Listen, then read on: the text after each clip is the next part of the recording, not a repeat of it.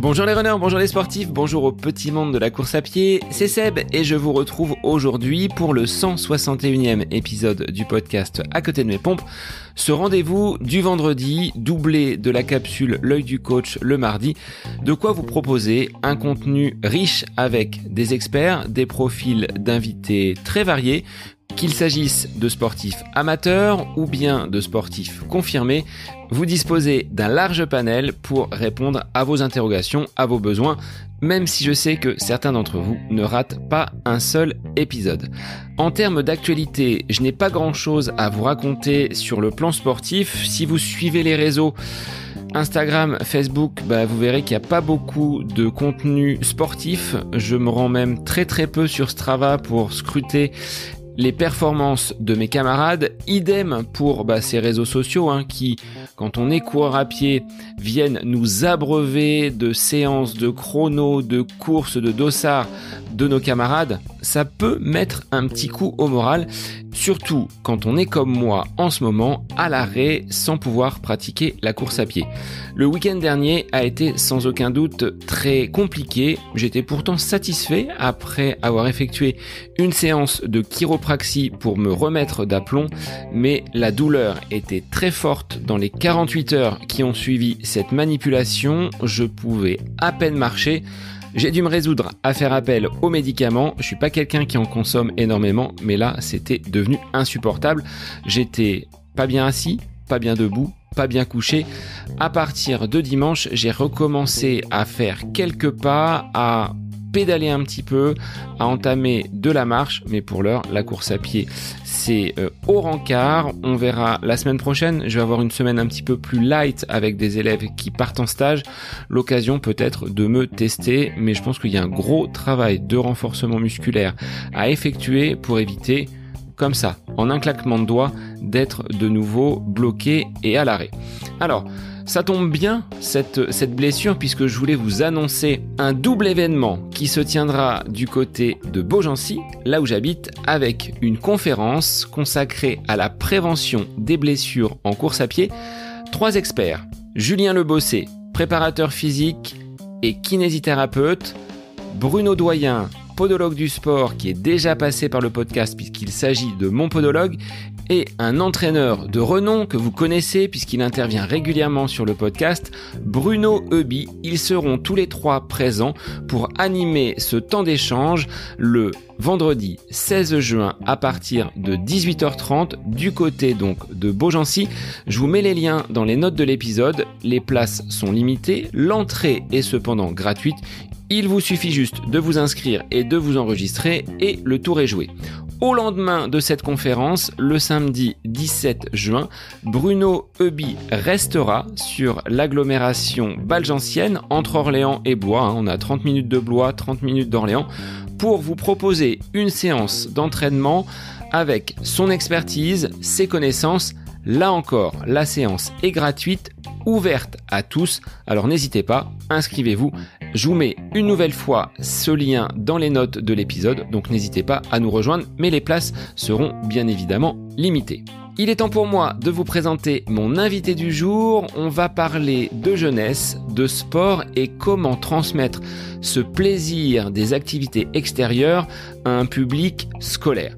J'ai l'immense plaisir de vous proposer cet échange avec Jérôme Léveillé, qui est un chef d'établissement d'un petit collège de l'Ariège, dans la ville de Seix, S-E-I-X, non loin de la vallée d'Aulus, dans les Pyrénées.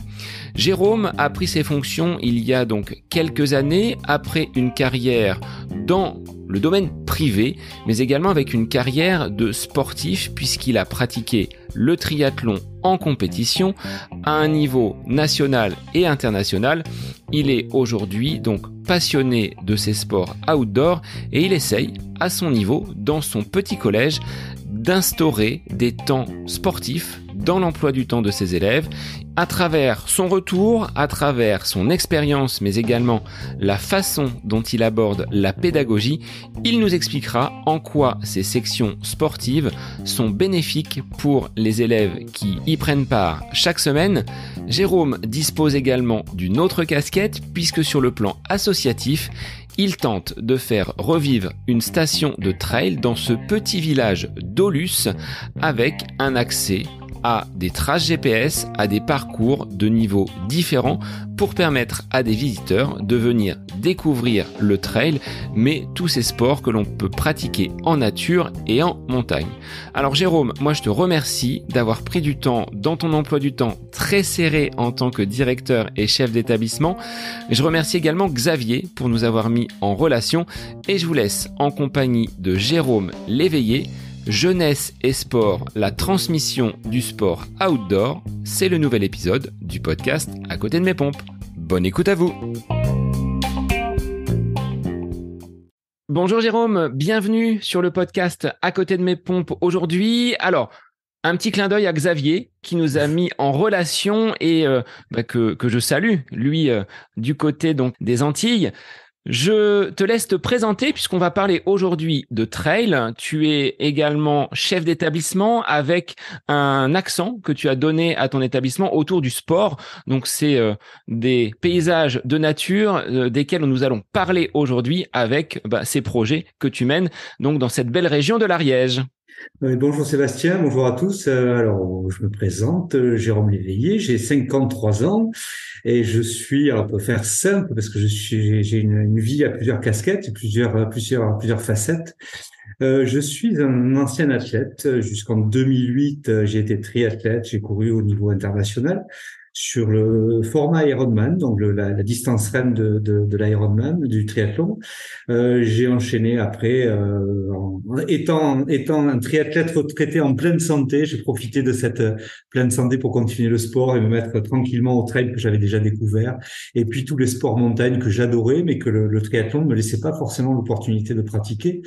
Donc voilà, donc depuis 2008 et ma retraite sportive, je pratique beaucoup tous les sports de montagne, plus particulièrement le trail parce que c'est pratique et ça me permet de coïncider avec ma vie professionnelle qui me prend beaucoup de temps parce que c'est pratique. Une sortie course à pied, en 1 heure on peut avoir fait une petite séance.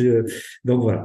Je suis également, comme tu l'as dit, chef d'établissement, donc principalement collège, qui se trouve donc dans la petite ville de Seix, en Ariège, dans un territoire qui s'appelle le Couserans, au fond de la vallée de Saint-Giron, coincé entre le Luchonnet et la belle ville de Bagnères de Luchon dans la Haute-Garonne et la ville de Foix à côté.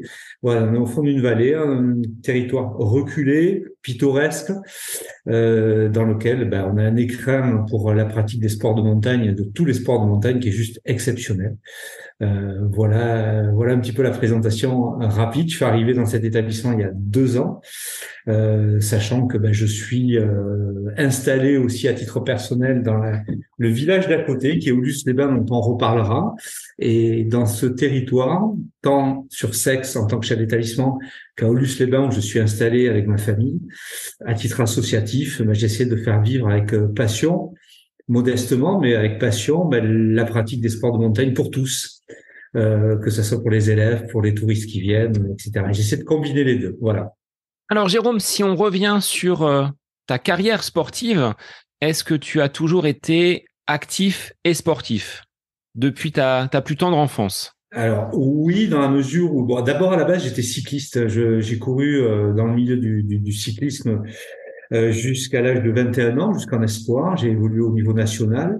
Et puis, donc comme beaucoup d'élèves à cette époque-là, j'étais lycéen, etc. Bon, et j'étais passionné par le Tour de France, par les grandes classiques, et je ne loupe pas encore aujourd'hui Paris-Roubaix, qui est pour moi l'épreuve cycliste de cœur, de référence, entre autres Tour de France également. Mais voilà, je suis cycliste à la base, et puis pour diverses raisons. On se remet dans le contexte, dans les années 90, début des années 90, j'avais une vingtaine d'années et le cyclisme moderne est apparu. On avait, c'est les premières préparations transdisciplinaires avec beaucoup de courses à pied, beaucoup de natation, beaucoup de musculation pour les cyclistes. C'était vraiment nouveau. L'exemple typique, ça a été Laurent Jalabert, que tout le monde connaît, le grand champion que tout le monde connaît, qui a été un des premiers athlètes à combiner, justement, à préparer ses saisons cyclistes en étant sur la base d'entraînement de triathlon. Donc, il y avait beaucoup de combinaisons entre ces deux sports. Donc, j'ai abandonné la compétition de cyclisme pour me consacrer complètement au triathlon. Et comme c'est un sport qui était non professionnel, avec très peu d'argent, très peu médiatisé, même si c'est arrivé au JO sur la formule courte distance, il y avait beaucoup moins de financement et de possibilités d'en vivre. Donc oui, j'ai travaillé. Alors, j'ai travaillé dans le privé, j'ai fait des études d'économie de gestion, plus spécialisées dans le marketing. Donc, j'ai travaillé dans différentes entreprises qui m'ont accompagné dans mon parcours et qui m'ont permis d'avoir ces deux vies jusqu'à dans les années 2010 où j'ai troqué mon statut de professionnel du commerce, puisque je travaillais dans l'entreprise de distribution spécialisée, en plus de ma vie de triathlète. Je suis rentré dans l'éducation nationale où j'ai enseigné l'économie-gestion en lycée professionnel. Voilà. Et j'ai donc, pour répondre à ta question, oui, j'ai toujours continué à pratiquer et le sport et la vie professionnelle, ce qui n'est pas toujours évident. Ça demande beaucoup d'organisation, beaucoup de sacrifices. Et c'est la raison pour laquelle aussi, je le disais dans la présentation, j'ai attendu le fait d'arrêter le triathlon en compétition pour pouvoir pratiquer d'autres sports parce que les loisirs, l'entraînement de triathlète est assez complet, bien sûr, mais assez chronophage. C'est entre 20 et 25 heures d'entraînement par semaine, c'est 2 voire 3 entraînements par jour. Les entraînements de natation, les nageurs le savent bien, hein, c'est beaucoup de répétitions. Donc c'est essentiellement basé sur le principe de la récurrence en natation, c'est-à-dire faire 5, 6, 7 séances dans la semaine des mêmes gestes pour pouvoir acquérir un maximum d'automatisme. Donc tout ça, oui, c'est compliqué, mais on y arrive. Et donc j'ai toujours effectivement combiné les deux. En tant que prof, ça aurait été plus facile de garder peut-être ta carrière de triathlon avec moins d'heures de travail. Devant élèves, hein, je précise, parce qu'on nous tape souvent de ne travailler que 18 heures. Oui, non. Alors, comme je dis maintenant en tant que chef d'établissement, mais je le disais avant aussi en tant que prof, les 18 heures, c'est face élève, mais le travail d'un enseignant, c'est un travail à temps complet. Mais c'est 18 heures face élève. Donc, effectivement, le travail d'enseignant, ça m'a permis, pendant les quelques dernières années de triathlon, ça m'a permis d'avoir plus de souplesse dans l'organisation. Effectivement, parce que à partir des 18 heures d'enseignement, 18-20 heures sur mes années d'enseignement, je pouvais après faire le travail administratif, préparation des cours, recherche, etc. Je pouvais le faire quand je voulais. Si je voulais le faire à 22 heures en train d'entraînement, je pouvais le faire. Donc, ça m'a permis un peu de souplesse. Mais ça m'a permis, dans les dernières années, d'avoir un peu de facilité, y compris pour les déplacements, y compris pendant les vacances des élèves, où là, on n'a pas de cours à assurer. Ça me permettait de pouvoir organiser des séances ou des périodes d'entraînement plus spécifiques à tel ou tel endroit et de favoriser et d'être moins contraint sur les déplacements. Tu le disais, avoir touché le niveau international, au niveau Ironman. Quelles ont été tes plus belles courses, les endroits que tu as découverts par le biais du sport? Alors, j'ai découvert, je vais dire incontestablement, les plus beaux endroits géographiques, c'était en France, notamment Embrun. Toute cette partie des Alpes, c'était juste, c'est un écrin magnifique. Et c'est un vrai beau souvenir. Après, j'ai découvert d'autres endroits pour d'autres raisons. Je pense notamment à la Suisse, où là, la pratique du sport, et notamment dans les pays d'Europe de l'Est, que ce soit la Suisse, l'Allemagne côté l'ex-Allemagne de l'Est, l'Autriche et toute cette partie-là, et la culture sportive est différente. Alors donc géographiquement, j'ai un excellent souvenir de ce beau coin de France des Alpes et notamment de l'Ironman d'Embrun, de l'Embrunman. Mais pour des raisons sociales et sociétales, découvrir et voir comment le sport est organisé sur des pays de l'Est de l'Est de l'Europe. Donc je le redis, notamment la Suisse et la place qui est faite dans le sport, dans la société, notamment il y a encore une 15 ou une 20 ans, c'était super intéressant et c'était très inspirant. Et c'est encore inspirant pour moi aujourd'hui. Même si le modèle, et je fais juste un petit parallèle un peu en amont par rapport à l'organisation scolaire, même si les Allemands reviennent un petit peu maintenant sur l'organisation cours le matin, sport l'après-midi, ils sont en train de le repenser. Mais malgré tout, cette place qui est donnée au sport était inspirante et c'était une vraie belle découverte en tous les cas. Et qu'est-ce qui a motivé ton envie de stopper cette carrière en triathlon? Ça doit pas être facile de dire, bon là, j'ai fait le tour, j'arrête la compétition et je m'oriente vers d'autres sports que tu as déjà pratiqués, que tu connaissais, mais en lâchant complètement cet esprit compétitif. Eh ben, tu l'as dit dans ta question, en fait, c'est que, alors d'abord, j'étais un modeste triathlète sur le plan international. Hein, j'ai pas brillé par mes victoires, mais j'avais ma place sur le circuit j'avais le sens. Alors, je vais revenir un petit peu en arrière. Quand j'étais ado, j'avais plusieurs rêves. Des rêves d'enfant, notamment, je rêvais, comme je l'ai dit tout à l'heure, je rêvais en cyclisme de Paris-Roubaix. À un moment, j'ai cru que j'allais y accéder et j'ai pas fait ce qu'il fallait, donc je n'y ai pas accédé. Je suis passé au triathlon et j'avais un autre rêve aussi, c'était quand j'étais gamin, parce que le triathlon m'a hanté déjà quand j'étais ado. J'avais un rêve, c'était de faire le triathlon de Nice. Et ce rêve, je l'ai réalisé 4 fois dans ma vie. Donc j'ai fait 4 fois le triathlon de Nice, une fois en championnat d'Europe et une fois en championnat du monde. J'ai réalisé 4 fois mon rêve et au-delà, j'ai fait l'Ambrumman sur lequel je voulais rentrer en moins de 12 heures j'ai réussi mon objectif, ce qui me place une fois de plus, je le redis, parmi les anonymes sur l'échiquier international, mais au milieu des meilleurs mondiaux, j'ai été me positionner. Et ça a rempli ma satisfaction, c'est-à-dire que j'ai côtoyé des gens comme Laurent Jalabert, puisqu'on avait le même âge, Frédéric Moncassin, que j'ai côtoyé un petit peu plus, et d'autres athlètes qui sont devenus des très grands champions. Moi, j'avais pas du tout envie, je sais pas si j'avais les moyens déjà, mais j'avais pas du tout envie de ce genre de choses. Et c'est pour ça que le triathlon m'intéressait énormément et m'attirait beaucoup plus. J'avais beaucoup plus envie, d'être face à moi-même et de voir comment je pouvais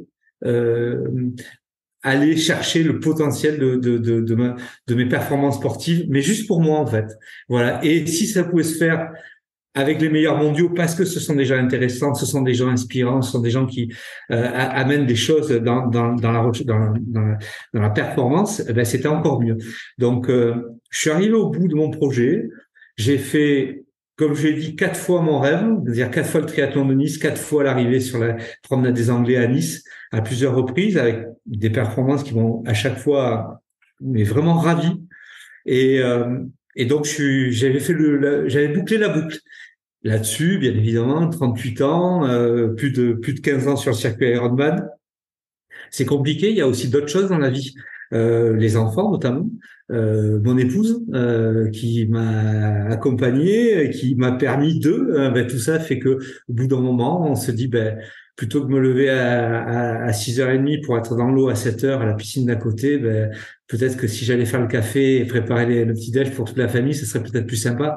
Donc voilà, on met d'autres choses en priorité et voilà pourquoi à 38 ans, l'équilibre n'y était plus et j'ai stoppé le triathlon, j'ai renfermé tout ça dans une belle boîte magnifique au fond de mon esprit et c'est super et j'avais fait le tour, voilà. Et pour passer, là aussi avec beaucoup d'enthousiasme, mais là sans compétition, sans beaucoup de compétition on va dire, parce qu'évidemment elle a envie de mettre un dossard et de se retrouver avec des potes au départ d'une course, notamment en trail, c'est franchement sympa quoi. Donc j'ai ouvert un autre chapitre où je pratique juste pour me faire plaisir, retrouver avec des copains, partager ce que je sais faire. Voilà pourquoi le triathlon s'est arrêté et c'est super comme ça. Et donc là en trail, tu as découvert de nouveaux paysages, peut-être un petit peu moins monotones qu'en Ironman ou sur des circuits très roulants. Quels sont tes faits d'armes, même si tu dis être un modeste coureur, un modeste pratiquant, tu as quand même réalisé, je pense, de très belles courses avec ces montagnes qui t'entourent.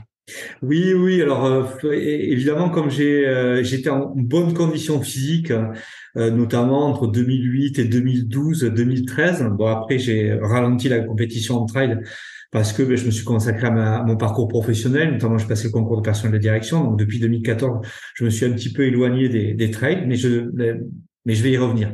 Et je vais y revenir au sens propre, c'est-à-dire que là, ça me démange de refaire un grand trail. Mais donc dans les 4-5 années qui ont suivi la 2008. Les Templiers, bien sûr, le festival des Templiers, qui était à l'époque à Nantes, sans le ES, hein, Nantes, vraiment en Aveyron, à côté de Millau. Là, ma plus belle performance, c'était septième sur le festival des Templiers, sur le long, une belle septième place. Voilà, donc c'est un endroit que j'ai redécouvert, que je connaissais un petit peu, mais que j'ai redécouvert. L'Écosse, c'est magnifique. L'Écosse, pas le pays, mais l'Écosse, CAU2SES. L'Écosse de l'Aveyron, c'est juste magnifique. Et puis il y a aussi un autre endroit, pas très loin, c'est l'Aubrac. Il va y avoir le festival d'Aubrac là, le 18 juin. C'était une très belle course dans le petit village de Nasbinals. Là, c'est pareil, j'avais fait l'ultra de l'Aubrac. J'avais fait une très belle place. Alors, je l'ai fait à plusieurs reprises, mais ma plus belle perf, c'était une 17e place avec une très belle chute et un genou ouvert. Et ce qui a fait bondir et mon épouse à l'arrivée et le médecin de la course. Parce que il m'avait fallu quelques points de suture, mais je m'en étais pas rendu compte. J'étais tombé en plein milieu de la nuit et je m'étais pas rendu compte de ma blessure. Mais voilà, donc ça fait partie des anecdotes. Et l'Aubrac et l'Aveyron, c'est vraiment des terres de trail superbes. Donc voilà, ça c'est des très beaux endroits, des très beaux souvenirs, des belles courses bien organisées, très très bien organisées par des organisateurs qui savent ce qu'ils font, qui ont du reste. Il faut pas oublier que l'Aveyron est un endroit où le trail a vraiment ça a permis vraiment le développement de cette pratique. Ça l'a sécurisé, ça l'a développé, ça l'a un peu réglementé, ce qui n'était pas négligeable parce que on a eu malheureusement affaire dans le monde du trail quelques accidents il y a quelques années, mais il y a eu un peu de cadre. Et puis après, bien évidemment, les ultras, je pense notamment au Grand Raid des Pyrénées que j'ai réalisé à plusieurs reprises. Grand Raid des Pyrénées, c'est la grande sœur ou la petite sœur, tout dépend comment on se place, de l'Ultra Trail du Mont Blanc. Pareil, une course super accessible dans le sens où il y a moins de monde qu'à l'Ultra Trail du Mont Blanc. Que j'ai suivi en assistance. L'Ultra Trail du Mont Blanc, je l'ai pas fait, mais j'avais des amis qui couraient, j'ai fait l'assistance. C'est pas du tout le même univers, mais voilà, moi j'aime bien ces courses authentiques là où on se retrouve le matin à 3 ou 4 heures du matin pour le départ, et une bonne ambiance, il n'y a pas de pression. Et voilà, bon, c'est vrai que l'Ultra Trail du Mont Blanc, on est sur une autre dimension, il y a des enjeux financiers qui sont derrière, il y a des grands équipementiers qui sont là aussi pour s'en servir de vitrine, c'est de bonne guerre. Mais voilà, le Grand Raid des Pyrénées, qui reste là aussi une très très belle épreuve dans la Vallée d'Or, à côté de Saint-Lary-Soulan. Ça reste une magnifique tour au milieu des Pyrénées et avec une organisation qui est parfaite et qui est géniale. Et ça reste là aussi un très très beau souvenir. Et peut-être un des plus beaux souvenirs de trail parce que j'ai réalisé un joli, pour moi, parce que c'était vraiment un objectif, 30 heures sur le Grand Raid des Pyrénées, et c'était un vrai régal. Alors évidemment, ça se gagnait en 24 heures, et même ça s'était gagné en 24 heures cette année-là. Moi, je fais 30 heures, mais pour moi, c'était une vraie belle perf, dans le sens où j'avais réussi cette année-là à gérer mon effort tout au long des 30 heures, avec une maîtrise totale, hein, quasi totale, tout le temps, de mon alimentation, de mon habillement, de ma progression, de mes temps de repos, etc. Et ça, c'était une vraie satisfaction, c'est-à-dire d'aller chercher au fond de soi les ressources et la connaissance personnelle pour être capable de tisser au fil des heures, des kilomètres, des dénivelés, et ce parcours qui fait qu'à l'arrivée, j'avais eu le sentiment d'avoir utilisé mon organisme d'une part et mon intellect, parce que en long, hein, la majeure partie de la production se fait aussi par ce qui se passe dans la tête. J'avais eu la sensation de l'utiliser à 100%, pas 99,9, mais 100%. Donc, c'est cette sensation de dire, voilà, j'ai réalisé ce que je savais faire. Et c'est ça qui est intéressant dans le sport. Alors après, qu'on soit premier mondial ou centième ou 500e, c'est pas grave, c'est pas l'intérêt. L'intérêt, c'est justement d'arriver à être capable de compiler tout ce qu'on sait faire et pouvoir le réexploiter à l'instant T. Et j'ai ce souvenir-là sur le Grand Raid des Pyrénées, c'est 2011. Voilà, très belle épreuve où il y avait plu énormément, mais c'était génial. Voilà, super. Est-ce que ton passif de triathlète très longue distance, dans ces formats ultra en trail, peuvent t'aider? Tu le parles de connaissance de soi, le fait de savoir t'alimenter, savoir ce que tu as besoin à ce moment-là. Est-ce qu'aujourd'hui, avec l'expérience, tu es plus à même finalement de savoir ce que tu as besoin à ce moment-là? Et tu le disais, avoir utilisé 100% de tes ressources à la fois physiques et intellectuelles. Oui, oui, indéniablement, indéniablement. De toute façon, il y a quelques années, je vais faire un retour en arrière et je vais reprendre dans les années 80, tout début des années 80. J'étais un jeune coureur cycliste de 10 ans et je me souviens des anciens qui disaient pour faire du vélo, il ne faut que rouler, que rouler, que rouler, que rouler. Et très vite, avec le monde moderne, notamment l'apport de ce qui a été fait dans les pays de l'Est après-guerre, notamment en Allemagne de l'Est, et moi j'ai eu un entraîneur pendant quelques années qui est un ex-athlète de l'Allemagne de l'Est dans les années 80, il me disait, mais non, non, ça fait longtemps que nous, à l'Est, on sait très très bien que il faut aller puiser dans plusieurs sports pour compiler tout ça et le ressortir sur une pratique. Il faut dissocier deux choses, en fait. Il faut dissocier la préparation physique et le geste technique.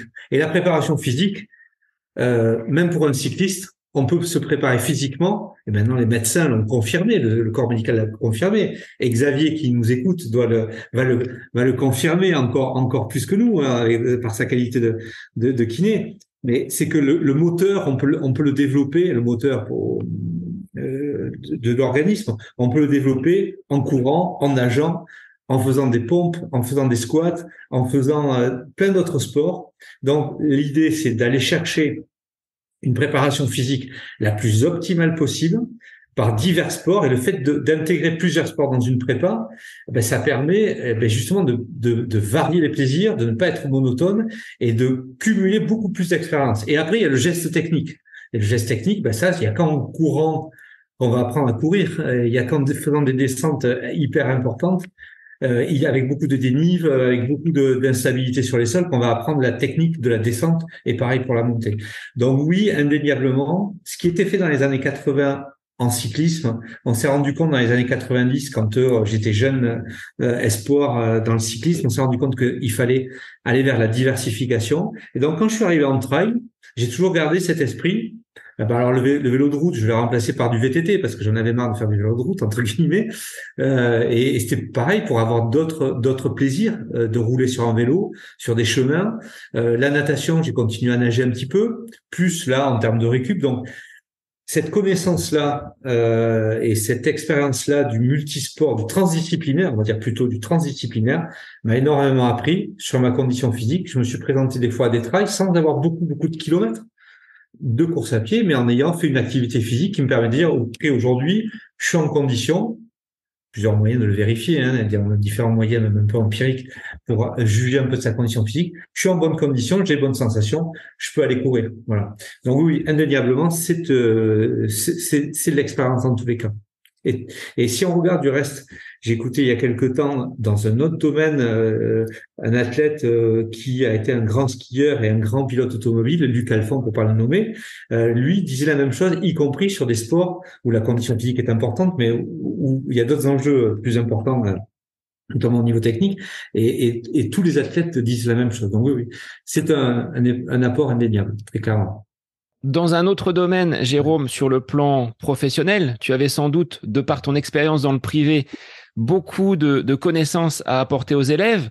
Mais finalement, aujourd'hui, c'est en direction, sur un poste à responsabilité que tu t'épanouis. Ça n'a pas été trop dur de lâcher les élèves pour passer du côté direction, parfois un petit peu sanction. Quand on arrive dans le bureau du directeur, c'est pas souvent pour de très très bonnes raisons. Personnellement, moi, j'ai pas voulu basculer, tu vois, sur le côté direction et prise de responsabilité. Je suis accroché quand même à mes classes. Alors, comment tu as cheminé, toi? Alors, faut dire que jusqu'en 2000, alors je vais le faire simple, mais clairement, je suis rentré dans l'éducation nationale en quittant le monde du privé, dans lequel j'avais des postes à responsabilité. C'est-à-dire que je menais ma carrière de triathlète et en même temps j'avais des postes à responsabilité puisque j'étais successivement directeur régional dans deux enseignes de distribution spécialisée. Donc j'avais dit je rentre dans l'éducation nationale parce que je voudrais un peu poser les valises aussi. Et c'est vrai que le métier d'enseignant me permettait d'être un petit peu stable géographiquement pour pouvoir me redéployer pour l'organisation du sport. Et j'avais dit, de toute façon, je resterai une dizaine d'années devant les élèves et après, je reprendrai un poste à responsabilité. Donc, c'est ce que j'ai fait. En 2012, j'ai commencé à préparer le concours. En 2013, j'ai pas pu le passer. Je l'ai passé en 2014 et je l'ai réussi. Donc, depuis 9 ans, je suis personnel de direction. Mais effectivement, et je rebondis sur ce que tu disais, je ne pensais pas que en passant en tant que personnel de direction, le fait de m'adresser aux élèves me manquerait autant. Voilà. Donc effectivement, c'est un manque aujourd'hui que j'essaie de combler par diverses choses, par ma façon d'être en tant que principal. Je suis tous les jours à l'accueil le matin des collégiens. Je suis souvent avec eux dans la cour à la récréation. Je vais souvent les voir sur les activités extérieures, notamment les entraînements des différentes sections. On en reparlera, mais j'essaie de garder un contact maximal avec eux, même si je n'enseigne plus en classe, mais c'est vrai que ça me manque. En tous les cas, le contact avec les élèves me manque. Et le fait d'essayer de garder le contact par d'autres biais que l'enseignement, qui effectivement manque, ça me permet d'éviter et ça me permet de faire un travail de vie scolaire avec notamment notre conseiller principal d'éducation, qui fait que j'ai relativement peu, je vais dire, de ce côté sanction à mettre en place. Il y a un lien qui est fait.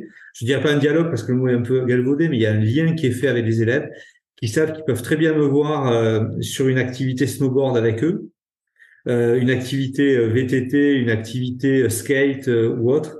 Ils peuvent très bien me voir. Ils peuvent très bien me voir dans les mêmes difficultés qu'eux, mais ça reste quand même le principal. Mais par contre, le principal est souvent pas très loin. Voilà. Mais ça manque, effectivement. Tu parlais tout à l'heure d'avoir vu par ta pratique du triathlon Ironman des coureurs de l'Est, ce modèle suisse, ce modèle allemand. Est-ce que tu souhaites l'installer dans ton établissement, cette pédagogie avec peut-être des cours le matin, des activités l'après-midi? Est-ce que tu t'en inspires? Est-ce que ça te donne un fil conducteur dans ta mission de direction? Alors oui, oui et non. Non dans le sens où, loin de moi, l'idée de dire le modèle est-allemand des années 90, 2000, 2010, c'était est-allemand et Europe de l'Est était génial et il faut le dupliquer. D'abord, toute chose n'est pas bonne à dupliquer, mais je trouve certains aspects positifs à ces sociétés-là, dans lesquelles, notamment en Allemagne où j'ai souvent été, je trouve que la place du sport qu'ils mettent dans la société est intéressante. Elle m'intéresse. Et ça m'a amené à réfléchir en tant que pédagogue. Je me suis dit, ben voilà, qu'est-ce qu'on fait avec les élèves? On fait quoi? Nous, les élèves, par exemple en collège, 10 ans, 14 ans. C'est grosso modo la tranche d'âge que nous avons des collégiens. De 10 ans à 14 ans, on va être un acteur modeste dans l'ombre du parcours de vie d'un élève. Et je le rappelle, un élève, moi je parle toujours d'élève, pas d'enfant. Parce qu'un enfant, c'est l'enfant de ses parents. Moi, c'est mes élèves. Et donc, il y a un individu, je veux dire, le petit Paul, il est élève quand il vient au collège, il est le fils d'eux quand il est à la maison, il est le petit-fils de ses grands-parents, il est le grand frère de sa petite sœur. Et nous, on va œuvrer que sur une toute petite partie de son existence. Et je me suis dit, comment faire pour que, sur la partie de son existence où on va œuvrer, comment faire pour lui donner plein d'outils pour la suite, plein d'enthousiasme, et qu'on lui donne surtout confiance en lui pour qu'il ait envie d'aller chercher là où il est en difficulté, résoudre les difficultés auxquelles il fait face, réussir des challenges et acquérir des compétences, que ça soit dans le domaine scolaire ou autre. Donc pour ça, je trouve que le modèle du sport est aidant. Ce n'est pas la vérité à 100%, mais je trouve que c'est un bon outil. Et dans ma pratique de pédagogue, quand j'étais prof, je me suis rendu compte que les élèves, quand on arrivait à les faire bouger, je prends tous les élèves, quand on arrivait à les faire bouger avec un ballon, avec une raquette, avec une paire de baskets, avec un vélo, quel que soit l'objet, peu importe l'objet, on arrive à les faire bouger. Et que dans le même temps, ces élèves, on arrive en même temps, et c'est une parenthèse que je fais, à les faire s'émouvoir ou réagir ou avoir des émotions sur un dessin, une peinture, un morceau de musique, 3 accords de guitare. Quand on arrive à combiner les deux, je trouve que les exos de maths et de français sont 10 fois plus faciles. Je m'explique. Quand un élève est, d'une part, maître de son corps et a envie de bouger avec son corps, et qu'en même temps, il est capable de s'arrêter 2-3 minutes, de réfléchir à ce qu'il voit, à l'émotion qu'il voit avec des œuvres artistiques, quelles qu'elles soient, eh bien, ça donne des individus qui sont en capacité, qui sont libres dans leur tête, le plus possible, 2, qui sont en capacité de réfléchir et d'argumenter leur réflexion, et donc ça en fait des individus uniques et libres. Et c'est pour ça que, dans le collège, j'ai voulu mettre en avant cette pratique sportive pour permettre à des élèves d'aller vers ce genre de choses. Alors, il y a la partie culturelle aussi, dont on parlera peu, mais qu'on essaie de développer pour justement arriver à cet équilibre. Rajouter à cela, un chef d'établissement, quand il arrive dans un établissement, il fait un état des lieux de la situation. Je me suis rendu compte, de manière très illogique, que beaucoup de nos élèves n'avaient pas forcément accès au sport de montagne. Alors, ils vivent dans un endroit magnifique, ils vivent dans un endroit qui est un écrin pour les sports de montagne, ils y avaient que très peu accès. Je mets un exemple, on a juste au-dessus de nous la station de Guzeneige, qui est une petite station, petite pas par la taille, hein, il y a 40 km de pistes, et des pistes très engagées, avec des beaux endroits pour faire du ski engagé. Eh bien, la majorité de nos élèves, une bonne partie de nos élèves n'y avaient jamais été. Donc, l'idée, c'était ça aussi. C'était d'une part d'avoir cette action de pédagogue avec cette stratégie de pédagogue que je viens de décrire, mais aussi socialement, tout simplement, jouer notre rôle d'éducation nationale de service public et permettre aux élèves de profiter et de bénéficier d'installations qu'ils ont à portée de main pour leur ouvrir l'esprit, tout simplement, quoi. Voilà un peu dans quel objectif s'inscrit la démarche du sport. Et est-ce que c'est compliqué de mettre en place des projets, ce genre de section que tu as dans ton établissement tourné autour du sport? Parce qu'on dit, dans l'éducation nationale, parfois, pour faire des projets, on manque de moyens, on manque d'heures pour faire ces mises en place d'actions, ces mises en place de projets qui sont intéressants pour les élèves. On est tenu par les programmes, on est tenu par des notions qu'il faut absolument aborder. Mais derrière cette pratique peut-être du ski, on peut travailler les maths avec la pente, avec les angles, avec des choses qui vont être, on va dire, transdisciplinaires et sur lesquelles on pourra revenir dans une salle de classe plus classique. Alors, il y a plusieurs réponses. La première, c'est qu'effectivement, l'apport du sport sur le bienfait de l'élève dans la construction, on vient d'en parler, c'est indéniable. Mais effectivement, sur le principe des transdisciplinaires que j'ai vécu en triathlon là aussi, effectivement, on prend le cas de certains de nos élèves. Et les snowboarders, je vais en parler. Nos snowboarders parlent tous anglais. Pourquoi? Parce que ils ont entre 10 et 14 ans. Ils sont à fond sur les réseaux sociaux avec tous les autres snowboarders, tous les autres compétiteurs des Pyrénées, des Alpes et même d'Europe. Ils parlent tous en anglais. Donc pour eux, leur parler anglais, c'est pas un souci. Et donc ils pratiquent l'anglais sur la planche. Et c'est ça qui est intéressant parce qu'on peut se donner effectivement les moyens d'avoir des applications de ce qu'on fait en cours au niveau du sport. Et le cas des snowboarders est typique, ils parlent, alors peut-être pas forcément bien anglais, mais en tous les cas, ils s'approchent de la langue, et ils s'approchent de la pratique, et ça, c'est un atout formidable. Après, pour répondre au début de ta question, à la première partie de ta question, ici dans l'établissement, on va parler un peu technique, éducation nationale, donc je vais essayer d'être le plus pragmatique possible. On connaît tous les sections sportives. Une section sportive, nous en avons une ici, qui est une section sportive snowboard, alors, de quoi s'agit-il? Une section sportive, très concrètement, c'est une classe à horaire aménagé. C'est-à-dire que dans l'emploi du temps des élèves de la section sportive, il est prévu une plage horaire sous la responsabilité de l'éducation nationale, il est prévu une plage horaire dans laquelle ils vont s'entraîner dans la pratique de leur sport.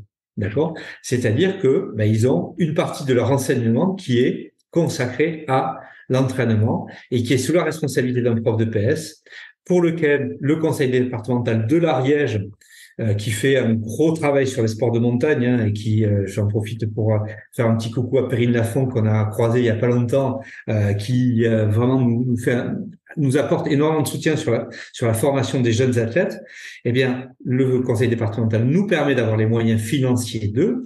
L'éducation nationale nous permet d'avoir les moyens en termes d'horaire pour mettre en place tout ça. Donc, cette classe a horaire aménagé, je le dis bien, horaire aménagé, c'est une section sportive et on a une section sportive de snowboard. Elle s'adresse aux élèves qui pratiquent déjà, qui sont identifiés par le club partenaire avec lequel nous travaillons. Et la particularité, c'est que cette classe à horaire aménagé, cette section sportive, a pour objectif le développement de la performance. Nos élèves sont engagés sur les compétitions nationales, voire internationales, et à l'issue de la troisième, on a régulièrement des élèves qui partent soit à Briançon, soit à Font-Romeu, au Centre national de préparation olympique. Donc, on a des élèves qui partent vers les structures de haut niveau, voire les pôles espoirs pour l'équipe de France. Donc ça, l'objectif, c'est de contribuer à la formation d'athlètes en vue de performance. Ça, c'est bien. Et la performance, c'est bien. Mais ce n'est pas tout dans le sport. Et c'est surtout pas la seule idée d'avoir que de la performance n'était pas la bonne réponse à la stratégie de chef d'établissement que j'avais. J'ai rajouté à ce dispositif des classes à horaire aménagé, des classes à emploi du temps aménagé. Alors, la petite différence, c'est que on prend appui des acteurs locaux, par exemple le ski club des Vallées de Buzet, qui est le ski club de la ville de Seix, le kayak club du Haut-Couseran, qui est un très gros club de kayak, qui navigue à 20 mètres du collège, sur le Salat en bas, il navigue juste au peu près du collège. On prend appui avec eux et on leur dit voilà, si vous êtes d'accord, moi je vais organiser les emplois du temps pour libérer les élèves un petit peu plus tôt. Ils auront leurs heures de cours tout à fait normalement. Et au lieu de terminer à 5 heures le mardi soir, moi, je vous propose de les libérer à 2 heures. Et si la famille est d'accord, c'est vous qui prenez la responsabilité des élèves et ils vont pratiquer avec vous. Donc ça, c'est une classe à emploi du temps aménagé. C'est-à-dire que sur l'ensemble d'une semaine, un élève a potentiellement 6 heures d'études. D'accord? Et ces 6 heures d'études, moi, l'effort que j'ai eu à faire, c'est de regrouper la moitié de ces 6 heures d'études, 3 heures, au même endroit, pour permettre à l'élève, non pas de rester en études, mais avec l'accord des parents, d'être remis à la disposition du club pour pratiquer l'entraînement. Alors, donc, Jérôme, qui va s'occuper donc du paiement, entre guillemets, ou de l'indemnité pour financer ces activités, parce que ça a un coût pour l'établissement. Est-ce que le club en prend la totale responsabilité? Comment se passe justement cette gestion-là, un petit peu financière, parce que c'est aujourd'hui ce qui le bas qui blesse. Nous, on a voulu dans l'établissement où j'enseigne réaliser un projet comme celui-ci avec le club de hand, donc de Beaugency, et ça n'a pas matché parce que la responsabilité, le paiement des éducateurs qui allaient prendre en charge les élèves sur ce temps extérieur à l'établissement, ça posait souci. Donc là, comment tu as géré? Alors, la question est toute. Alors, moi, je vais la poser différemment, la question. Tout le monde, effectivement, dit, mais qui paie, pourquoi moi, je vais dire aux parents, mesdames et messieurs les parents, est-ce que vous souhaitez faire des activités extrascolaires à vos enfants? Oui. Vous allez prendre une licence au kayak club du Haut-Couseran? Oui. Bon, mais très bien.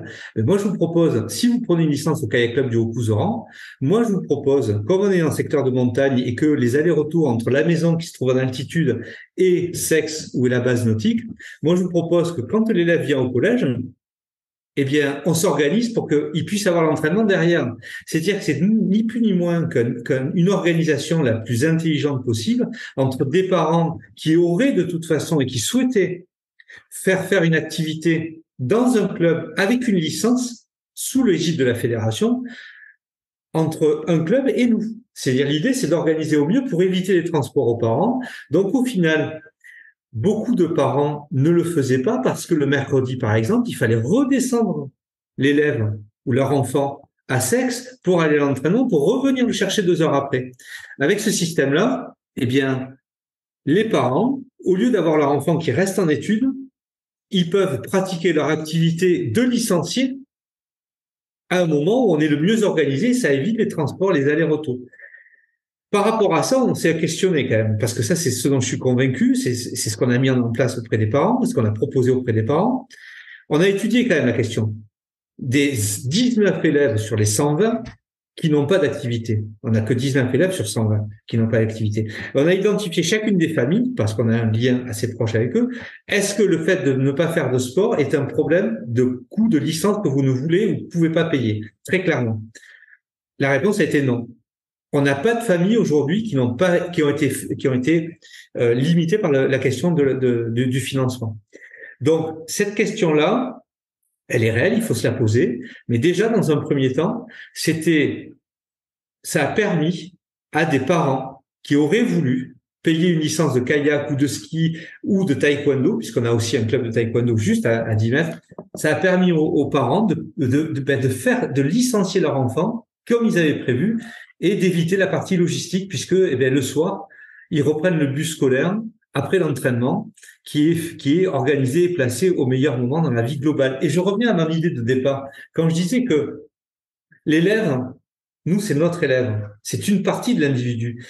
Et les parents, quand ils me parlent du petit Paul, ils me parlent pas de leur élève, ils me parlent de leur enfant. Et bien là, l'idée, c'était de coordonner la vie de toutes les vies de cet individu pour qu'elle soit le plus coordonnée. Donc, ça veut dire que aujourd'hui, le petit Paul, on va prendre le petit Paul, qui pourrait être bien des élèves, il a cours le lundi toute la journée. Le mardi matin, il a cours, l'après-midi, il a entraînement. Le mercredi matin, il a cours, l'après-midi, il a entraînement.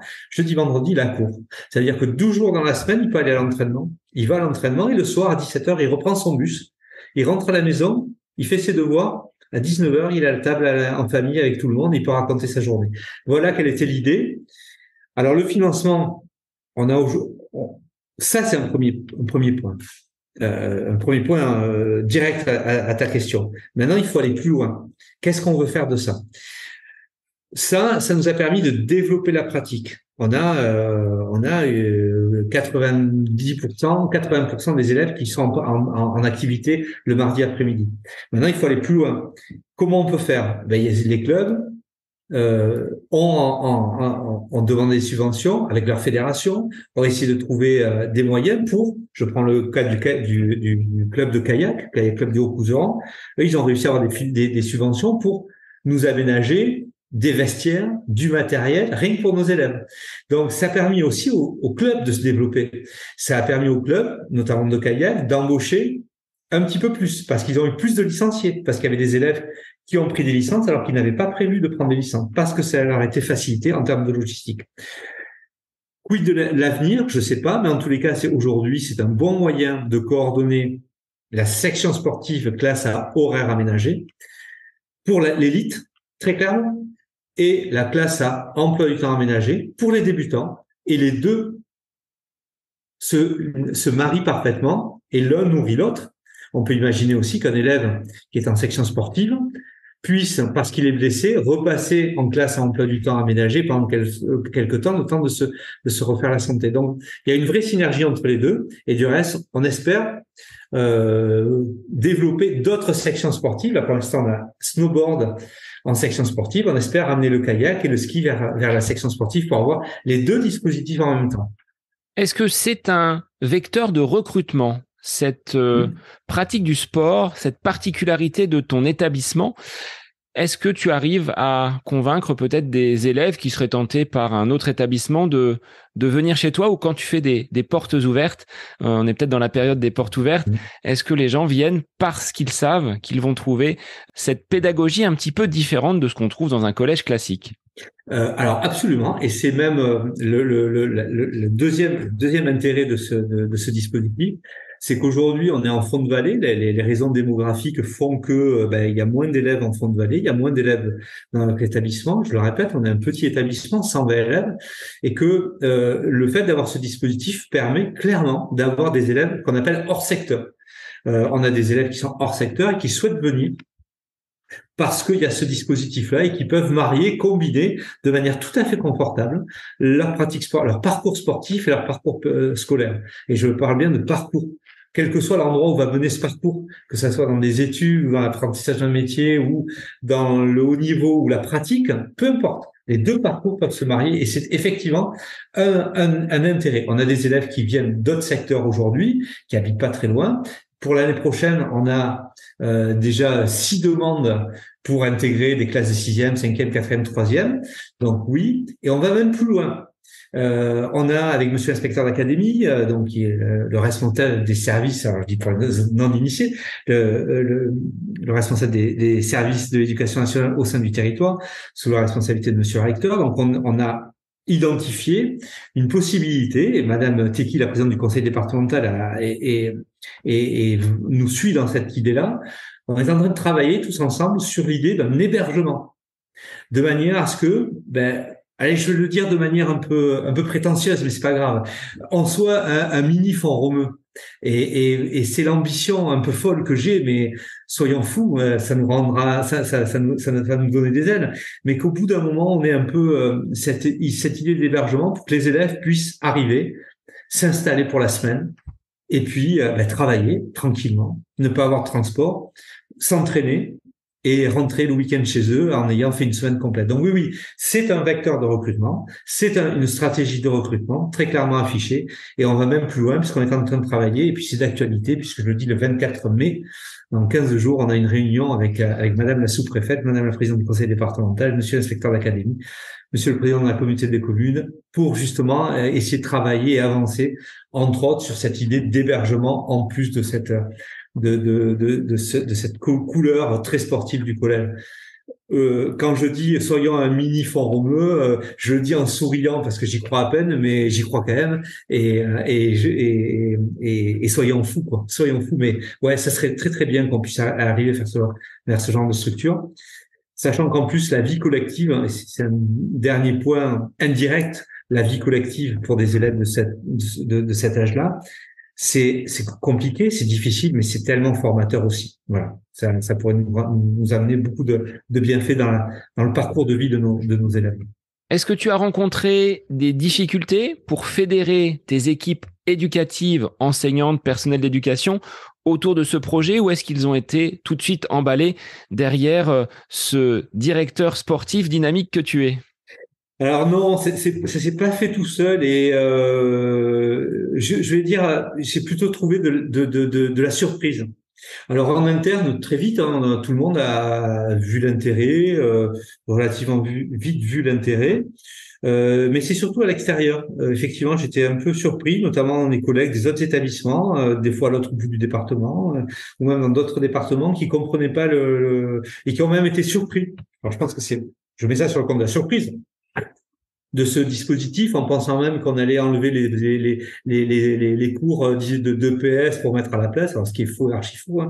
Je rappelle qu'on doit un certain nombre d'heures aux élèves, donc il est pas question, et j'ai pas cette prétention de refaire la loi et de refaire les programmes que monsieur le directeur général de l'enseignement scolaire nous demande d'appliquer. Loin de moi cette idée, cette ambition, mais je pense que c'était plutôt la surprise, l'incompréhension, la méconnaissance. Bon, avec le temps, on voit maintenant, ça fait 2 ans qu'on a mis ce dispositif-là en place. C'est la 2e année où on a les deux dispositifs qui sont couplés. On se rend compte que les élèves sont friands, les parents sont super demandeurs, les collectivités à côté, les partenaires, le lien qui est fait est hyper positif et hyper constructif. Donc ça va aller en s'améliorant, mais je pense que voilà, les gens ne connaissent pas, certains collègues ne connaissaient pas et ont été un peu surpris. Voilà, mais bon. On garde le moral dans tous les cas, donc ça va le faire, pas de souci. Est-ce que c'est aussi un moyen pour toi de faire bouger ces jeunes ? On voit des études passer, on dit les adolescents ont perdu de leur dynamisme, ont perdu de leur capacité physique et sportive. Est-ce que là, avec ton expertise et ton regard d'athlète de haut niveau, tu as pu justement leur apporter cette connaissance par le sport, le fait de bouger, de se déplacer, de s'émouvoir, comme tu le disais tout à l'heure. Est-ce que là, on vient pas contrarier un peu ces études alarmistes parfois ? Oui, oui, oui. Ah, mais très clairement, souvent je dis de manière un peu simple et simpliste, à partir du moment où l'élève il n'a pas l'écran devant les yeux, c'est super, on a déjà gagné. Donc, on est dans la cour, on n'a pas l'écran, on est sur une planche de snow, on est sur une planche de skate, ou on marche au bord du Salat, c'est la rivière sur laquelle on navigue en kayak pour regarder les truites. On bouge, voilà. Et effectivement, alors après, on peut bouger pour plusieurs raisons et par plusieurs moyens. Et chacun doit y trouver son équilibre, hein, ça c'est clair. On n'est pas obligé de faire un Ironman pour faire du sport. Hein. On peut très bien aller ramasser des papiers au bord du Salat ou sur un sentier de randonnée. On peut aller ramasser des papiers. C'est déjà d'une activité. Donc oui, moi je suis effectivement, implicitement, de manière très lancinante, c'est un moyen de montrer aux élèves que la vie, elle se fait dehors, la vie, elle se fait en bougeant, la vie, elle peut se faire aussi en salle, avec des activités à l'intérieur. On travaille avec le club de taekwondo qui a rejoint l'aventure, et le club de taekwondo les arts martiaux et les sports de combat, c'est un domaine que je connais pas du tout, mais c'est juste génial de les voir bouger. Voilà, donc oui, oui, oui, et re-oui, et encore oui, bougeons, échangeons. Ça nous permettra aussi de travailler sur la capacité à comprendre la différence physique. Une fille, un garçon, un grand, un petit, un blond, un brun. On est tous différents et pourtant on est tous capables de. Prenons le cas du rugby. Le rugby est un exemple extraordinaire. Il peut y avoir des grands, des gros, des petits. Tout le monde a sa place sur un terrain de rugby. Et bien dans le sport, tout le monde a sa place sur le sport. Le tout, et je le redis, c'est de trouver son équilibre et pourquoi on veut faire du sport. On peut très bien faire du sport en faisant un petit footing. C'est génial. Et on n'est pas obligé de faire de la performance. Je reviens à cette notion-là. Les deux sont compatibles. Et pour moi, montrer à un élève parce que avoir une section sportive, les élèves sont évidemment un petit peu valorisés. Ils sont une section sportive, un statut un peu particulier. Ben là, maintenant, on a la section sportive, mais on a plein d'athlètes. Et on a des athlètes du quotidien, on a des athlètes aussi qui font ça parce que ça leur fait du bien d'aller faire du kayak, tout simplement. Ils en feront pas de compétition. Et c'est génial. Mais ils bougent. Et ça, c'est super important. Très, très important. Et c'est marrant parce que quand ils bougent, ils mangent beaucoup mieux à la cantine, beaucoup plus. Et parce qu'ils ont faim. Et en plus, ils sont sur les réseaux sociaux, mais pour dire beaucoup moins de bêtises. C'est-à-dire que il y a cette approche-là aussi qui est intéressante. Voilà. Donc oui, oui, bougeons, et ça les fait bouger, et ça c'est génial. Mais c'est vrai que cette éducation à la santé, par le mouvement, par la nutrition, hein, tu le disais au niveau de l'alimentation de tes élèves, on ne l'apprend pas forcément. C'est pas dans les programmes. Là, ça part d'une initiative. Ton initiative est celle engagée par tes équipes et les clubs qui marchent main dans la main avec vous. Oui, oui, totalement. Du reste, là, il y a Madame l'infirmière avec la conseillère principale d'éducation qui ont pour projet justement de faire un travail et avec le prof de SVT sur la nutrition justement pour voir quand je vais m'entraîner au kayak en plein hiver, parce que les élèves ils sont dans l'eau en plein hiver avec le matériel adapté bien sûr, mais on a une alimentation qui est un petit peu différente que quand on va faire un effort de course à pied et qui fait 30 degrés. Donc ils vont faire un travail comme ça, ils vont travailler avec la diététicienne aussi, et ça permet de faire rencontrer les gens, les différents acteurs. Il y a beaucoup d'acteurs dans un établissement scolaire, et ça permet à tout le monde de se regrouper, et on peut faire de la SVT en préparant des menus, et on peut on revient à cette idée de transdisciplinarité qui est juste extraordinaire. Oui, tout à fait. Et toi-même, tu montres l'exemple, parce que tu n'es pas le dernier à prendre le vélo, les chaussures, les skis ou monter dans le kayak. Oui, et puis c'est souvent alors il faut pas trop le dire, mais j'arrive plus souvent en tenue de sport qu'en costume cravate. Voilà, effectivement. Alors je montre l'exemple. Je sais pas si je montre l'exemple. En tous les cas, j'invite et je montre aux élèves que une tenue de sport, on peut venir travailler en tenue de sport. Mais effectivement, des fois, quand je m'en vais courir à 5 heures ou que je rentre de courir le matin avant la rentrée, des fois, j'ai encore mes baskets aux pieds. Oui, oui, mais le sport dans la société, on revient un petit peu au tout début de notre discussion. Oui, moi, je donne l'élan. Je vais pas dire que je montre l'exemple parce que c'est un peu présomptueux, mais j'essaie de donner l'élan et j'essaie de montrer aussi que un principal, il peut être sur un snowboard, il peut il peut se planter, il peut ne pas réussir un 180, il peut ne pas réussir un saut, il peut ne pas réussir, mais il recommence, il essaie, il travaille. Voilà, il travaille, tout le monde travaille. Et j'essaie de donner l'élan et j'essaie de donner aux élèves l'envie d'eux avec le risque d'échec. Ouais. Moi, ça m'est arrivé d'essayer les 180. Donc 180, c'est un demi-tour sur soi-même pour les non-initiés. Ça m'est arrivé de me prendre des belles gamelles.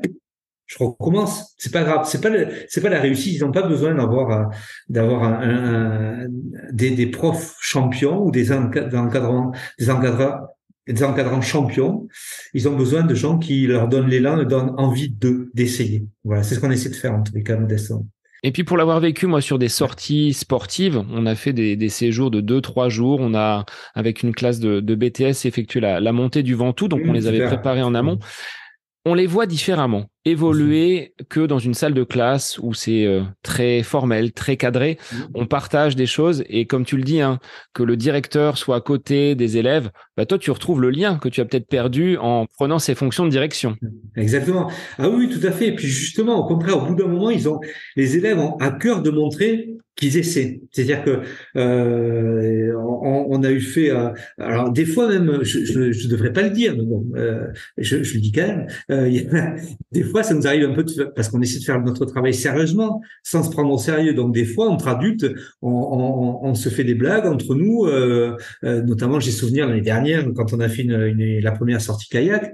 On s'est fait des blagues, on s'est évidemment mis à l'eau, etc. Et les élèves, au bout d'un moment, c'est eux qui nous disaient ah mais vous faites des andouilles, monsieur, vous faites l'andouille, monsieur. Ben oui.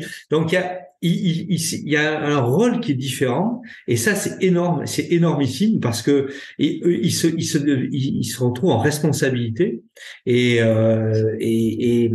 ils se rendent compte que en fait, on est comme tout le monde. Tout le monde est unique, mais on a tous les mêmes aspirations. Donc, effectivement, ça crée un lien social qui est très fort.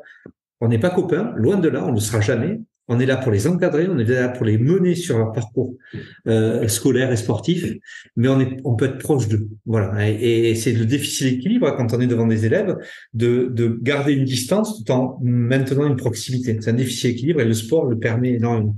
Alors Jérôme, tu as dans ton emploi du temps où il ne doit pas y avoir beaucoup de créneaux de libre, il n'y a pas beaucoup d'heures de permanence dans l'emploi du temps du directeur, tu arrives quand même à mener d'autres projets associatifs pour faire de cette petite ville, petit village d'Aulus, une station de trail. Alors, dis-moi en plus parce que ça m'interroge.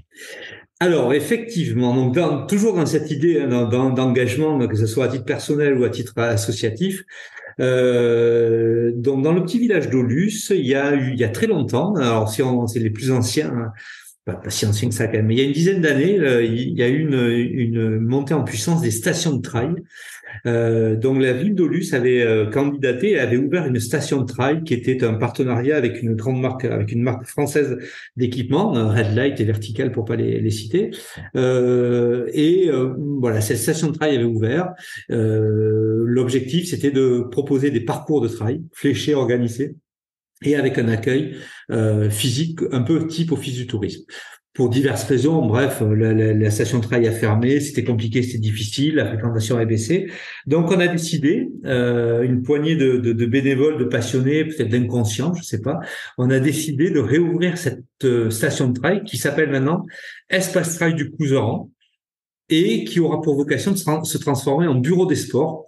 Et l'objectif, là aussi, c'est de dire, ben voilà, on a un écran qui est juste formidable, on a un terrain de jeu qui est extraordinaire, on a réhabilité les parcours de trail, alors des parcours qui sont A, B, C, D, E, nommés par des lettres, avec des codes couleurs, vert pour les plus faciles et bleu un peu plus durs, fléchés, donc A, B, C, D, E sont fléchés, balisés. Pour les non-initiés, pour les gens qui veulent découvrir le trail, c'est des beaux petits parcours de trail qui permettent des belles sensations de trail sans être dans un engagement physique outrancier. Mais ça permet d'avoir des belles sensations. On peut courir, on peut trottiner, on peut monter un petit peu. Et après, il y a d'autres parcours, ceux-là qu'on ne balisera pas forcément, qui sont des parcours F, G, H, I, J, qui sont des parcours là plutôt pour les initiés, où on ne fournira que la trace GPS. puisque maintenant, généralement, tous les trailers, surtout sur du longue distance, sur du gros dénivelé, ont des GPS. Donc, on essaiera de les baliser un petit peu, de repérer les grandes lignes, mais on fournira le parcours, les balises GPS. Et l'idée, c'est donc de réouvrir dès cet été l'espace trail du Couserans. Donc, on vous attend, hein, on réouvrira les samedis, dimanches et lundis pour accueillir les vacanciers. On sera en capacité de renseigner, d'expliquer le fonctionnement du parcours, de donner des détails, voire éventuellement d'accompagner. Ça va être mon cas dans quelques temps, je vais accompagner un groupe sur les parcours. Et l'idée après, c'est, eh bien, quand l'hiver va arriver, c'est de faire la même chose sur des parcours de raquettes, sur des parcours de ski de randonnée, puisque c'est un terrain de jeu extraordinaire sur les skis de randonnée, et pour, on espère l'été 2024, avoir la même chose aussi sur des parcours de VTT et d'autres sports comme le canyon. On est en ce moment en train de travailler avec un étudiant du CREPS de Montpellier pour justement rééquiper des passages de canyoning, et de manière à ce que cet espace trail du Couserans, Maison des Sports, puisse proposer de manière tout à fait gratuite aux pratiquants, qu'ils soient très initiés ou débutants, la pratique des sports de montagne, comme on peut le trouver au fond d'une vallée, dans un écrin comme Aulus, qui est un endroit qui est accessible, comme je te disais, à des gens qui pratiquent beaucoup ou aux gens qui veulent découvrir. Voilà, donc l'idée, c'est aussi, et je pense que tu l'as peut-être deviné, c'est de faire le lien avec le collège, c'est-à-dire d'arriver, ces deux vallées, la petite ville de Seix où il y a le collège et le petit village d'Aulus, d'arriver à les marier, entre guillemets, sportivement, pour que les élèves puissent venir s'entraîner à l'espace trail du Couserans quand on aura développé l'option trail, et qu'on puisse utiliser ces infrastructures et que l'argent public que l'on dépense, eh bien, il puisse servir, il puisse être optimisé un maximum. Donc voilà l'idée. Donc on organise une course le 11 juin prochain, qui est le Tour de la Cascade d'Ars, qui est un magnifique trail féerique, magnifique sur les vrais sentiers de montagne de l'Ariège. Donc, je vous invite tous à venir. Du reste, il y a encore des places, il y a encore des dossards. Donc le 11 juin prochain. Et derrière ça, on l'annoncera sur le site. On a d'autres projets un peu ambitieux et très trail typiques qui vont venir se greffer sur cette course dont on communiquera au sein de l'espace trail au bureau des sports d'Aulus Couserans. Ouais, tout à fait. Comment tu perçois, Jérôme, cet engouement pour la pratique du trail et du sport outdoor dans notre société actuelle? Moi, je dirais que déjà, il y a un sentiment de liberté. Il y a un sentiment de liberté, c'est-à-dire que c'est simple, c'est relativement simple à mettre en place. Je pense que les gens ont envie de liberté. Ils peuvent le retrouver grâce au trail.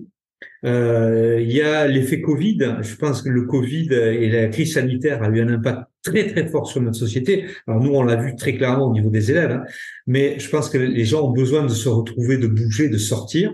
Donc on peut trouver son bonheur dans une salle, il n'y a pas de souci, mais on peut aussi, grâce au trail, et c'est ce que je perçois, cette possibilité d'avoir relativement vite des sensations, des belles sensations, des bonnes sensations corporelles et intellectuelles à travers une course à pied, même de 30 minutes, même de 40 minutes, dans un univers qui est sauvage encore, quoi. Et le trail permet ça. J'ai souvenir, pour revenir à ta question, j'ai fait un passage par la capitale, et notamment par les Hauts-de-Seine, la très proche banlieue parisienne, où j'ai eu l'occasion de courir l'Éco-Trail de Paris, qui est un trail très rigolo en fait. Hein. Genre, on n'est pas dans le pur trail montagne, mais quelque part, quand on voit l'engouement des éco-trails et quand on voit depuis maintenant plus de 10 ans l'engouement qu'il y a sur les éco-trails ou des trails urbains, on se dit ben voilà, les gens ont envie de courir et plus forcément en regardant un chrono sur un 10 km ou un semi-marathon, mais ils ont envie de courir aux sensations. Donc je pense que moi j'explique ça par cette nécessité-là, j'explique ça par la simplicité. Cependant, j'invite les trailers, débutants ou confirmés, je me permets de leur rappeler que le trail est un sport de montagne, quand on le pratique en montagne, et qu'il est nécessaire de prendre cette précaution en termes de sécurité. Et plus particulièrement quand vous venez chez nous en Ariège ou quand vous allez en montagne, n'oubliez pas de prendre des éléments, des éléments de sécurité, des vestes, de quoi manger, de quoi boire, parce que ça reste un sport de montagne, ça reste un sport engagé et dangereux. Voilà, j'en profite juste une parenthèse de précaution. Mais...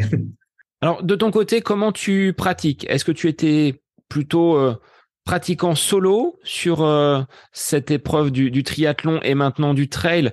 Comment tu fonctionnes? Est-ce que tu as besoin de te retrouver dans ces endroits donc magnifiques de l'Ariège que tu mets en avant aujourd'hui dans cet épisode, ou est-ce que tu es plutôt en groupe avec une bande de copains? Comment tu pratiques ton sport?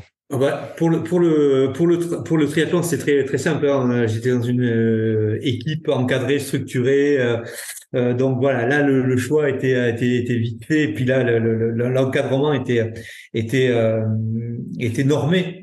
Bon, après quand je suis arrivé au trail, bah c'était une bande de copains. Là je suis sorti puisque dans le triathlon, c'était un entraîneur course à pied, un entraîneur natation, un coach. C'était un service médical. Bon. Après, dans le trail, c'est la bande de copains. Et maintenant encore, c'est la bande de copains, d'où l'espace trail. C'est une des motivations que j'ai sur l'espace trail du Couserans, c'est de créer une communauté. Alors, une communauté qui a un avantage, c'est qu'on est tous habillés en trailer. Et il y a des gens de divers horizons. Et là, il n'y a plus de codes sociaux, si ce n'est le code du trail. C'est-à-dire qu'on se tutoie facilement. On est relativement proche mais respectueux, et c'est ça, cette notion, elle fait du bien aussi, je trouve, de se retrouver avec des gens de tout univers, de tout métier, avec des pratiques diverses et variées. Il y a des gens qui sont très expérimentés, d'autres qui en ont moins. Et moi, j'aime bien cette notion-là. Donc là, aujourd'hui, on est quelques-uns avec des collègues à se retrouver pour courir ici, et c'est vers ça que j'aimerais encore développer. Et l'espace trail, j'espère, va nous le permettre encore plus. Donc oui, en groupe, c'est encore plus sympa et plus rigolo. À titre personnel, Jérôme, quels seront tes objectifs pour les semaines et les mois à venir? Il y a déjà la préparation de la fin d'année scolaire sur un plan professionnel, mais sur le plan sportif, de quoi sera fait ta fin d'année 2023? Alors, la fin d'année 2023, c'est un beau projet que j'ai. C'est d'accompagner une personne sur le festival des Hospitaliers, qui est la petite sœur des Templiers, sur l'épreuve majeure, et de lui faire cette personne est une personne qui s'est engagée dans le trail il y a quelques années pour diverses raisons personnelles que je tairai ici, mais je lui fais un petit coucou, elle va se reconnaître. Et c'est pour elle, c'était inconcevable d'imaginer qu'un jour elle puisse être traileuse longue distance. Et donc on travaille depuis plusieurs semaines, depuis plusieurs mois, on travaille ensemble sur cet objectif qui sera les Hospitaliers au mois d'octobre, et de lui faire découvrir et de lui faire arriver au bout des 70 kilomètres des Hospitaliers. Donc c'est un enjeu, on parlait tout à l'heure, un enjeu de copains et de copines, d'amener quelqu'un et de tenir la main, au sens figuré, à quelqu'un pour lui faire découvrir ce monde merveilleux de l'ultra. Alors qu'elle pensait pas y arriver, elle pensait pas qu'elle elle ferait partie de ce monde-là. Je lui ai dit qu'elle en ferait partie, qu'elle en avait tout à fait les compétences. Et voilà quel est mon projet et quel est mon objectif. Et puis après, je pense que 2024, il va être temps quand même de revenir sur de l'ultra. Ça me démange, ça me pique vraiment les jambes. J'attends que Xavier rentre aussi des Antilles. Faut qu'on puisse se réengager ou s'engager sur un long ensemble. Et j'ai notamment, j'aimerais bien les découvrir parce que je l'ai pas fait encore. Sur 2024, j'aimerais bien découvrir quelques courses en Andorre, où il y a des beaux paysages à découvrir. Voilà. Donc 2023, accompagner une personne sur un superbe exploit sportif sur les Hospitaliers. 2024, renouer avec le trail, l'ultra, plutôt sur l'Andorre. Alors, avant de conclure cet épisode, j'ai une traditionnelle question, Jérôme. Ouais. Un instant à côté de tes pompes, ce serait quoi pour toi? C'est-à-dire en dehors de toute activité sportive. C'est pas un moment où le directeur va complètement péter les plombs. On est là sur un temps off, un temps personnel. Qu'est-ce que tu aimes faire quand tu n'es pas en train d'être derrière ton bureau ou d'être en train de pratiquer le sport? M'occuper de mon chien. Alors, je m'occupais de mon chien parce que juste en 3 mots, j'explique ce que ça veut dire. Euh, je consacre du temps en attendant d'être à la retraite dans quelques années. Je consacre du temps pour une cause qui me touche beaucoup. Je suis l'heureux compagnon et toute la famille nous sommes les heureux compagnons d'un lévrier espagnol qui vivent des moments tragiques en Espagne. On les recueille et on leur fait vivre des jours heureux. Ce sont des chiens qui sont martyrisés, torturés en Espagne.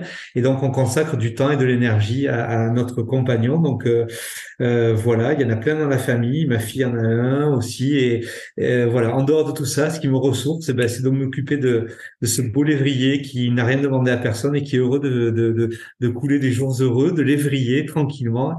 Mais comme le sport, même pour lui, est jamais très loin, quand je suis pas en train de faire du sport, je vais courir avec lui. Voilà.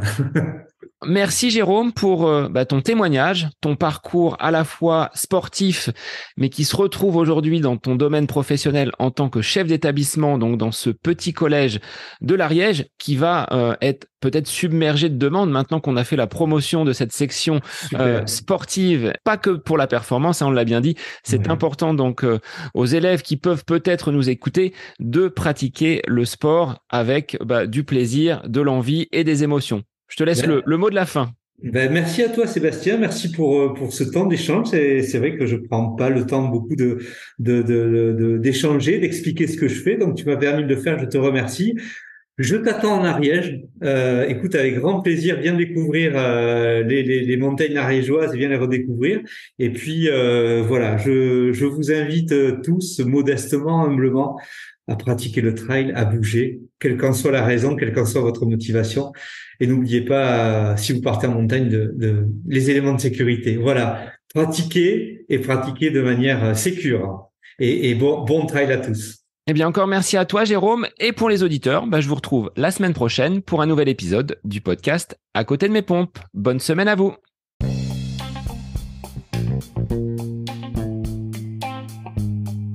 J'espère que cet épisode avec invité vous aura plu. Je vous remercie infiniment de votre écoute. Pour faire remonter le podcast dans les classements, je vous invite à laisser une petite évaluation sur Apple Podcast, 5 étoiles, un petit commentaire, ça me fera énormément plaisir et vous permettrez au podcast d'être remonté, diffusé, déployé sur ces différentes plateformes de façon plus importante encore qu'il n'est actuellement. Et puis je vous invite à me retrouver sur les différents réseaux, Facebook, Instagram. Laissez votre petit message, votre commentaire, ça me fait plaisir d'échanger avec vous. Si vous avez des questions, si vous voulez échanger sur quelconque sujet en lien avec la course à pied, mais pas que, parce que le sport c'est une philosophie de vie et c'est une passion qui nous anime de façon commune, donc n'hésitez pas à venir échanger avec moi. Sur ce, je vous souhaite une bonne fin de semaine, un bon week-end et je vous dis à la semaine prochaine pour un nouvel épisode du podcast À côté de mes pompes.